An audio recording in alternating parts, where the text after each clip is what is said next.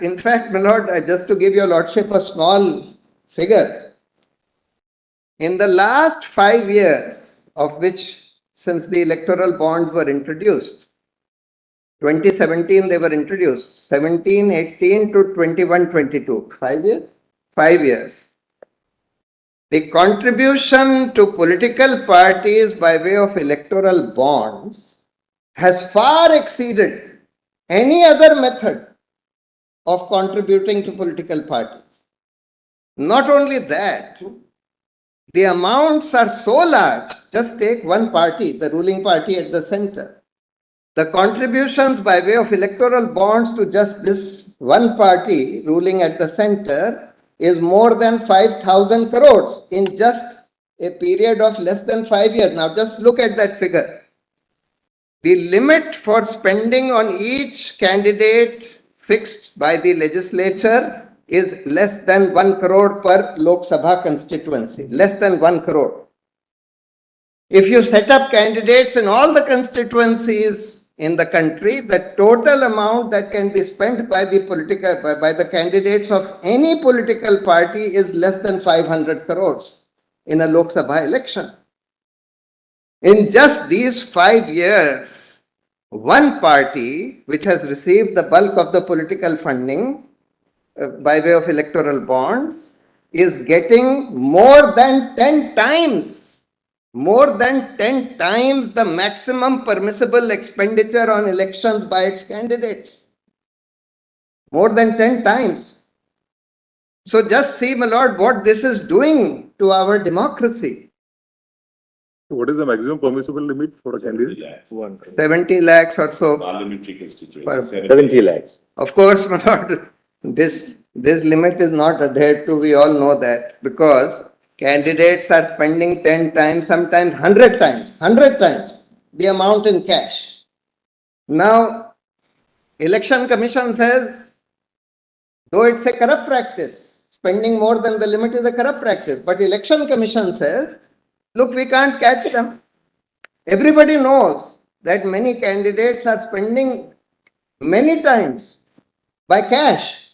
One of the arguments in this for introducing electoral bonds was, the stated argument of the government was that, well, this goes through the bank. These electoral bonds can only be purchased through bank transactions by check draft or direct transfer. Therefore, it will reduce cash. That was their argument.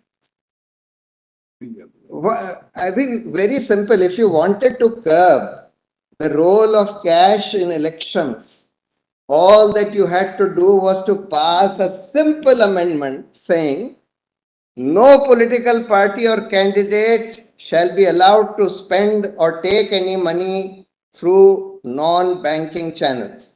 Everything will have to go through banking channels. And if you do that, it will be a corrupt practice.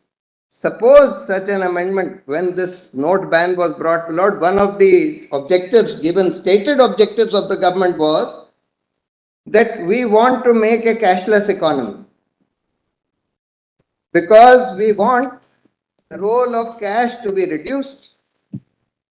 Now, I can understand that ordinary person on the street can't be made cashless. He can't be expected to do all his transactions through check and banking channels, but political parties and candidates contesting elections, they could have been made cashless by this simple law saying that you have to, or if you are a candidate or if you are a political party, all your transactions have to be through banking channels.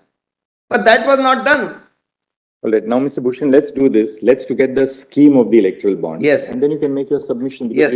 We've seen the amendments which have been made. I fought the election in 2014 and it was 70. Today, whether it's 95 or 75 for a parliamentary constituency. How much? 95? 95 or 75, depending on the state. For example, Andhra Pradesh is 95, Arunachal is 75. And for state elections, it's 40 and 28. But out of when you do you have to maintain a separate account for all this? Yes. Every candidate has every day, mothers, we have to submit what we have spent every day. Every candidate as well as every political party. Yeah, they could. Yes. And To this the is election. reflected in the conduct of election rules, Rule 90 gives this table, so that your lordships have done. Just one last thing I wanted to show, the amendment in the FCRA, just for your lordship's clarity, that is at page 10, at the bottom of page 10. So earlier, my lord, foreign source included, proviso at the bottom of that highlighted part, provided that where the nominal value of the share capital is within the limit specified under FEMA, or rules or regulations made thereunder, then, notwithstanding the nominal value of the share capital of a company being more than one half of such value at the time of making the contribution, such company shall not be a foreign source.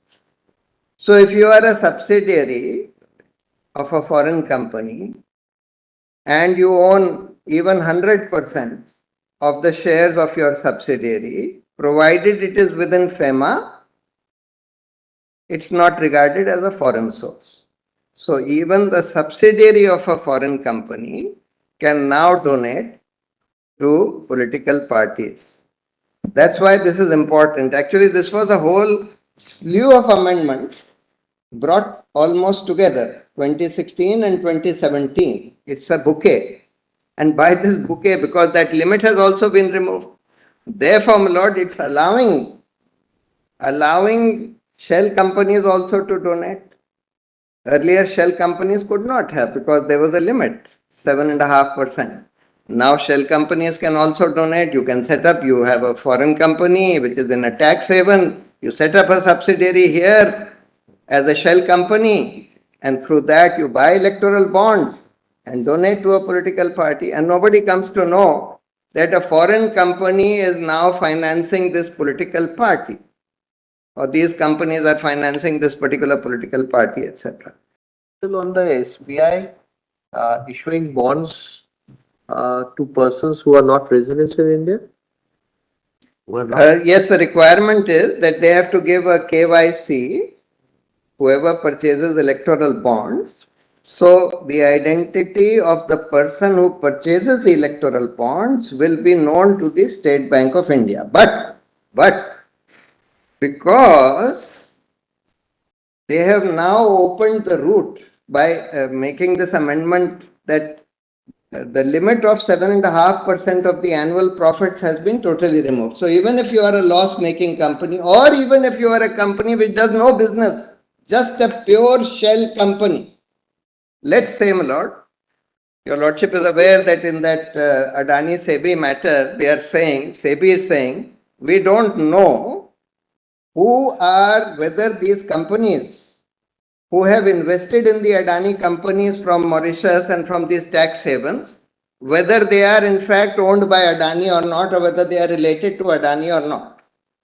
Now it is open to any of these companies to set up a subsidiary in India and donate to any political party of their choice any amount, even if it's a pure shell company, which means no business, no profits, just an amount is received from its parent company, which is registered in a tax haven, and that amount is given to a political party. So one of my arguments, my lord, I have three main arguments which I am going to argue before your lordship against these electoral bonds. The first is that it defeats the people's right to be informed about the sources of funding of political parties, which in my respectful submission and in the light of several judgments of this court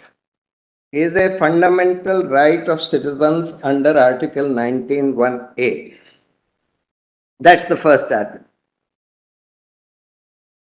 Because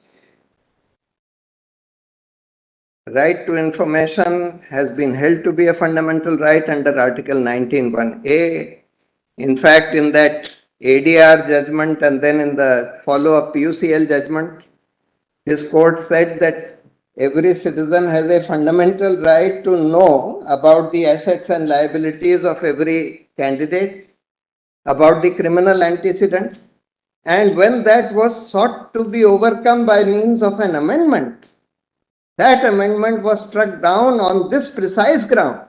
All right, that's the first submission. What is the second? That's the first. Second is that this opaque instrument, anonymous instrument, in fact promotes corruption in the country because there is good reason to believe, and I'll show my lord why, that these bonds are being given by way of kickbacks. Kickbacks to parties in power. Almost all the bonds have been received only by parties in power. More than 50% have been received only by the ruling party at the center. And the rest have been received only by the ruling party in the states. Virtually nothing, not even 1%, has been received by opposition parties which are not ruling in the center or at the states. And virtually all the bonds have been purchased by corporates, by companies, because they are almost all of denomination of 1 crore and above. 95% are in the denomination of 1 crore. 1 crore. Therefore, my lord, and you have simultaneously amended you have removed the cap on corporate donations and amended FCRA. All right, there's a second submission. That's the second submission. The The third submission is, my lord, that it disturbs and indeed destroys democracy in this country because it does not allow a level playing field between political parties which are ruling versus political parties which are in opposition, or between political parties and independent candidates.